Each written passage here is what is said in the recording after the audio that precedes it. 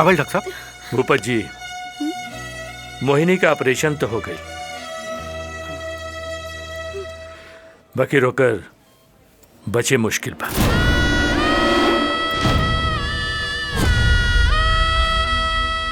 काहे कि ओकर नब्ज डूबल जात बा। हमें बहुत दुख के साथ कहे के पड़त हो कि मोहिनी बिटिया भी दुनिया में 5-10 मिनट का मेहमान बिया।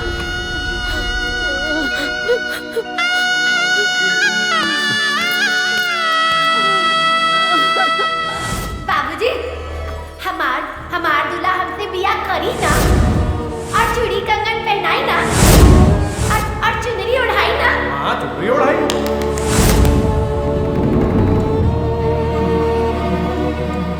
जाने अनजाने में हम तोरा के बहुत दुख देली। अपना बेटी खातिर तोरा पे बहुत अत्याचार कईनी। वही के सजा भगवान हमरा के ओकर जान लेके देता रे। हमार बेटी तोहार दुल्हन बनल चाहत रहे, उल्टा सीधा श्रृंगार करके पूरा घर के दिखावत रहे। कल्लू हमार दुल्हा बनी है, कल्लू हमके चुनरी उड़ाई है, हमके चूड़ी पहन रही है।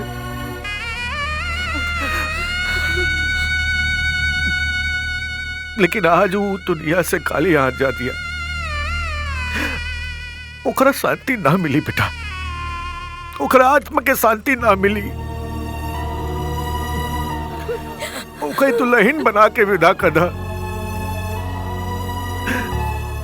एक लाचार बाप अपना बेटी खाते नहीं तो नहीं कहता, खाली बस में तो बस इतना कर दे।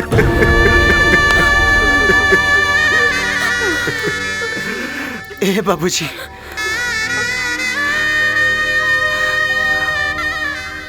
हम अपना जिंदगी में हर तरह के किरदार निभावनी,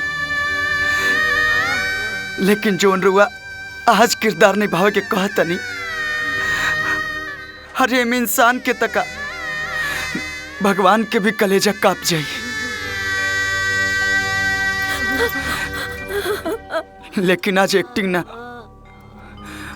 हम ही रोल असल जिंदगी में जरूर करब।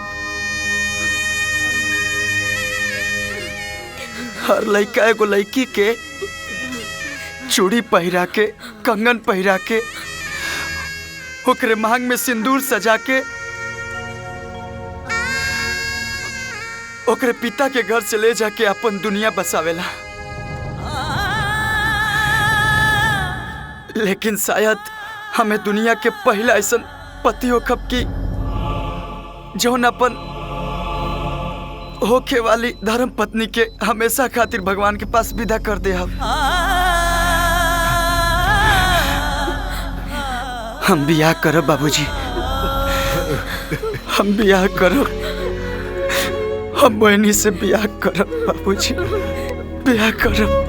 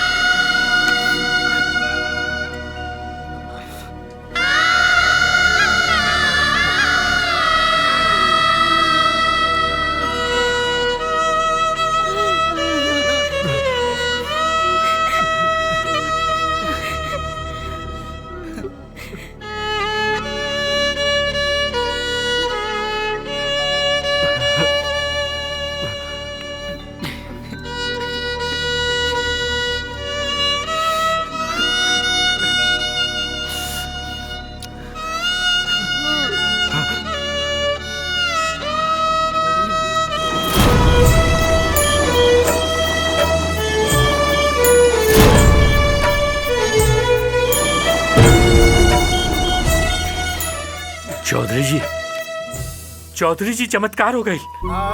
मोहिनी बिटिया का नब्ज वापस आवत।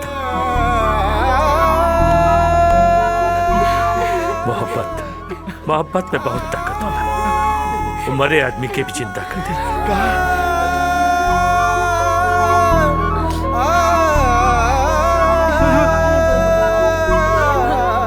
और बहुत बहुत धन्यवाद बेटा। तोरा वजह से हमार मोहिनी वापस आ गई।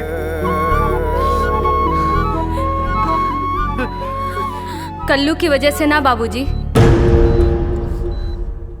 मोहब्बत की वजह से। मोहब्बत में वो ताकत होला कि भगवान के भी अपन फैसला बदले के पड़ेला।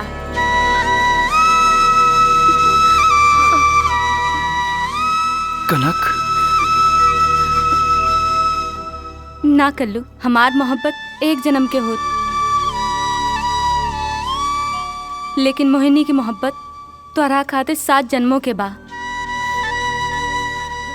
यही लिए तो तोहरा और मोहिनी के मिलावे के खातिर विधाता ही खेल रचले रहला। तबे तक तोहरा हाथ से सिंदूर पड़ते ही यमराज मोहिनी के छोड़ के चल गईले। अब तू धूमधाम से मोहिनी से शादी करिहा, घर ले आई है,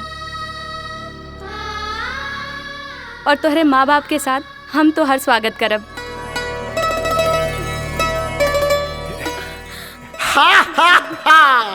रउआ लोग जान कहाँ बानी? अरे अभी तो शादी भइल बा, अभी रिसेप्शन बाकी बा। अब पता बा ई रिसेप्शन में कौन कौन लोग आई? और हमनी के तो एबे करे इस सिनेमा के सारा टेक्नीशियन लोग भी आई। और स्वागत के करी हमार सुपरस्टार अरविंद अकेला कल्लू।